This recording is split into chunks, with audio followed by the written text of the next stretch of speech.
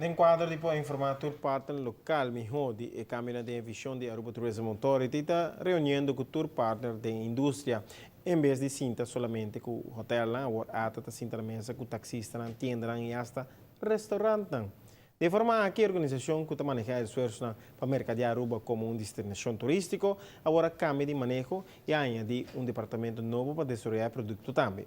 Este resultado de a reunião estava positivo e a maioria que a participar também estava contente com a iniciativa, mientras que outros também com ideia nova e criativa para compartilhar mais turistas de qualidade para nossa isla. It was very informative and some point brought up. We also had our point that we mentioned. They made a note out of it, which is really not all food and beverage. It has to be other parties involved to complete the experience of the guest. I find it good. It was not even only F&B. They spoke about how business develops in Aruba, graphics that they showed us of the past years.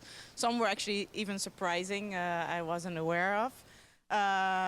So I think it's very good. I mean, any information that we can gather to move forward and to improve ourselves and to grow is, of course, great information. So. Começar é uma tremenda iniciativa que envolve todos os diferentes setores para dar input para seguir trabalhando o plano, para ter o objetivo. Nós vamos ter plan, master plan de turismo que vai aqui para 2017. E claro, vamos ter bom input de gente que envolve dentro da economia, dentro do turismo. Então, é uma tremenda iniciativa e me quero bom. Saw some statistics here that, I mean, we know a lot of statistics, but some I really was pretty surprised. And so it's always good to get that information and then to work further on that. And if you have a group like this working together and doing breakout sessions and brainstorm together, I mean, the more info, the better, and the more to work with and to move forward and to improve ourselves. So, yes, definitely.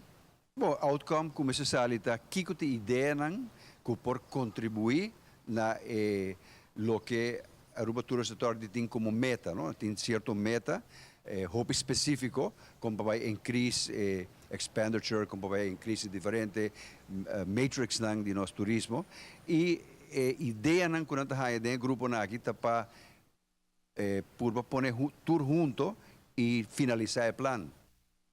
A intenção de Aruba Tourism Authority para cumprir a petição de todos os participantes para ter mais de sessões aqui durante o ano. De forma aqui, para promover mais comunicação com o partner do turismo, melhor informação, melhor serviço na nossa brinda a nossos turistas.